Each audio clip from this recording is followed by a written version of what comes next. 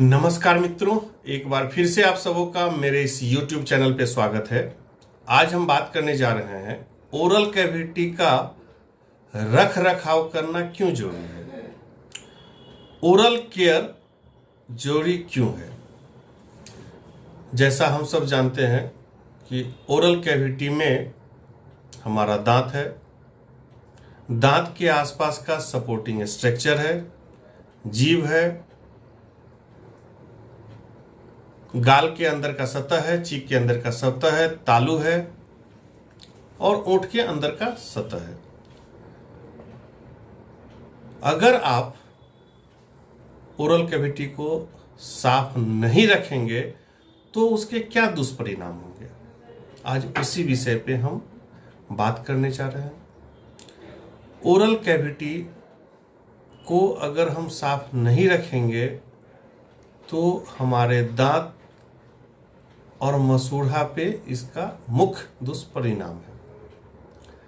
Oral cavity में जो दांत है, अगर हम उसका ख्याल नहीं रखें तो दांत में कीड़ा लगने लगेगा, दांत में कैविटी हो जाएगा और यह कैविटी समय के साथ बढ़ते बढ़ते जिनको भी यह कैविटी लगा उनमें सीरन होने लगेगा, कनकनाहट होने लगेगा। उसके साथ ही साथ जब हम उसका ख्याल नहीं रखते हैं तो वैसे कंडीशन में वह और ज़्यादा बढ़ेगा और समय के साथ दर्द होने लगेगा।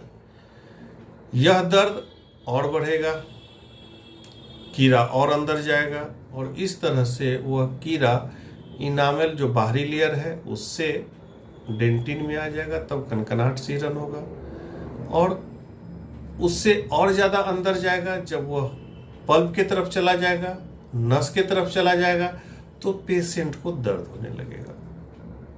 तो एक दुष्परिणाम हुआ कि साहब अगर कीड़ा लग गया तो आपको कनकनाहट और दर्द होने लगेगा और चीज़ें यहीं नहीं रुकेंगी। इसके आगे बढ़ते हैं, धीरे धीरे वह इन्फेक्शन पल्प से होते हुए जड़ में चला गया। बहुत ऐसे कंडीशंस होते हैं जिसमें जड़ के बाहर इन्फेक्शन चला गया और उस जगह में सूजन कर दिया, उस जगह में पस बना दिया और वह पस जो अंदर एक्यूमुलेट हो चुका है, जमा हो चुका है, वह निकलने का प्रयास करता है। जितना ज़्यादा सूजन होगा उतना ही ज़्यादा दर्द होगा और जब वह अपना एक जगह बना करके इंट्राओरल या एक्सट्राओरल साइनस बनाता है तो उसके अंदर जो पस जमा होता है वह बाहर निकल जाता है। जब बाहर निकल गया तो थोड़ा सा पेशेंट को आराम मिलता है। कुछ समय बाद फिर से इन्फेक्शन का इंटेंसिटी बढ़ा, वह और ज़्यादा साइज में जमा हुआ और वह फिर से निकला और यह प्रक्रिया चलता रहता है। एक समय ऐसा आता है कि बहुत सारे केस में दांत हिलने लगता है या कीड़ा अगर बढ़ता चला गया तो दांत टूटता है, टूट भी जाता है समय के साथ और वैसे कंडीशन में फिर आपको दर्द तो सहते ही रहना है, खाने में भी असुविधा होती है और उसके साथ ही साथ अंतोगत्वा अंत में उसे निकलवाना ही एक उपाय है। तो यह दांत में कीड़ा लगने के दुष्परिणाम एक पार्ट हुआ, अगर आप रख रखाव नहीं करते हैं तो।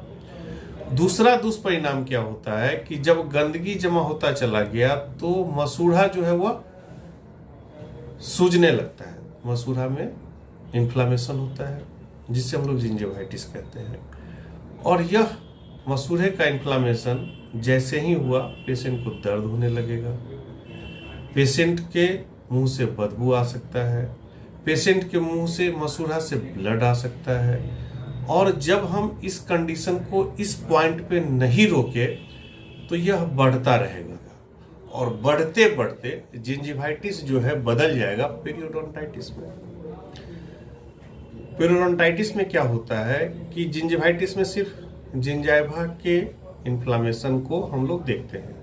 पेरियोडोंटाइटिस में जो सपोर्टिंग स्ट्रक्चर है जिंजाइवा के साथ साथ दांत का, उसमें भी इन्फ्लामेशन होते रहता है और जो सपोर्टिंग स्ट्रक्चर है वह गलने लगता है तो जिंजाइवा के बाद वह बोन को, हड्डी को, अल्वेलर बोन के हड्डी को वह गलाने लगता है और इस तरह से उसके सपोर्ट को हटाने लगता है। जैसे जैसे इसकी सीवियरिटी बढ़ती है, दर्द होने लगेगा, बदबू, दांत हिलना, मसूड़े से ब्लड आना, यह सारा फीचर होता रहेगा और अंत में फिर से इस तरीके से भी दांत को निकलवाना पड़ेगा या यह स्वतः ही निकल जाएगा। तो दांत गिरने के, दांत निकलने के या टूटने के दो कारण हैं, वह डेंटल केरीज है और पेरियोडोंटल डिजीज है। तो इस चीज से अगर आपको बचना है तो निश्चित तौर से आपको अपने ओरल कैविटी का रख रखाव करना होगा, क्योंकि इसके जो कॉन्सिक्वेंसेस हैं वह मैंने अभी आपको बतलाया और इस चीज से बचा जा सकता है अपने ओरल कैविटी का ध्यान रख के, अच्छे से ब्रश करके, अच्छे से खाने के बाद कुल्ला करके, रात में निश्चित तौर से ब्रश करने का एक आदत डेवलप करें और अपने दंत चिकित्सक से समय समय पर दिखलाते रहें, जैसा जरूरत लगे उसका इलाज लेते रहें और कम से कम एक बार अपने दांत का निरीक्षण करवाएं और सफाई निश्चित तौर से करवाएं। इस तरीके से आप अपने ओरल कैविटी का ख्याल रख सकते हैं, अपने दांत और मसूड़े का ख्याल रख सकते हैं। लोगों को लगता है कि अगर हमारे दांत टूट भी गए तो क्या फर्क पड़ता है, चाहे वह कीड़ा लगने से या मसूड़ा में इन्फेक्शन होने से, कोई फर्क नहीं पड़ता है। लेकिन उनको यह नहीं पता है कि दांत के जो बेसिक कार्य हैं वह उनके हैम्पर होंगे। दांत का जो मुख्य कार्य है वह खाना को चबाना, बोलने में मदद करना, एस्थेटिक वैल्यू को इम्प्रूव करना, और जब आपके पास दांत नहीं रहेगा आप खाना नहीं चबा पाएंगे। हर दांत के अपने कार्य हैं। सामने वाले दांत का काम है काटना, कॉर्नर पर जो दांत केनाइन है, इंसाइजर्स का काम है काटना, कॉर्नर पर जो केनाइन है उसका काम है चीरना फाड़ना, प्रीमोलर्स और मोलर्स के काम है भोजन को अच्छे से चबाना। जब यह दांत ही नहीं रहेगा तो आप उसको कैसे काटेंगे? कुछ चीरना फाड़ना हो किसी भोज्य पदार्थ को तो आप कैसे उसे चीर फाड़ करेंगे? या चबाना हो, दांत ही नहीं रहेगा तो कैसे उसे आप चबा पाएंगे? तो आप दर्द से भी परेशान रहेंगे, मुंह से बदबू भी आएगा, मसूड़े से ब्लड आएगा। आप जब किसी से बात करेंगे तो वैसे कंडीशन में आपको खुद ही अच्छा नहीं लगेगा जब सामने वाला आपके तरफ से थोड़ा सा दूरी बना लेगा या अपने फेस को दूसरी तरफ कर लेगा। वो आपको बतलाएगा नहीं कि साहब आपके मुंह से बदबू आ रहा है। जो बहुत क्लोज फ्रेंड्स होंगे, जो बहुत क्लोज रिलेटिव्स होंगे, वही आपको यह बतला पाएंगे। तो आपके रोजमर्रा के जीवन में इस समस्या से बचने के लिए ओरल कैविटी का रख रखाव अच्छे से करें और स्वस्थ मसूड़ा, स्वस्थ मुंह का आनंद लें। धन्यवाद। अगर यह जानकारी आप लोगों को ठीक लगे तो कृपया इसे लाइक, सब्सक्राइब, शेयर और कमेंट जरूर करें। धन्यवाद।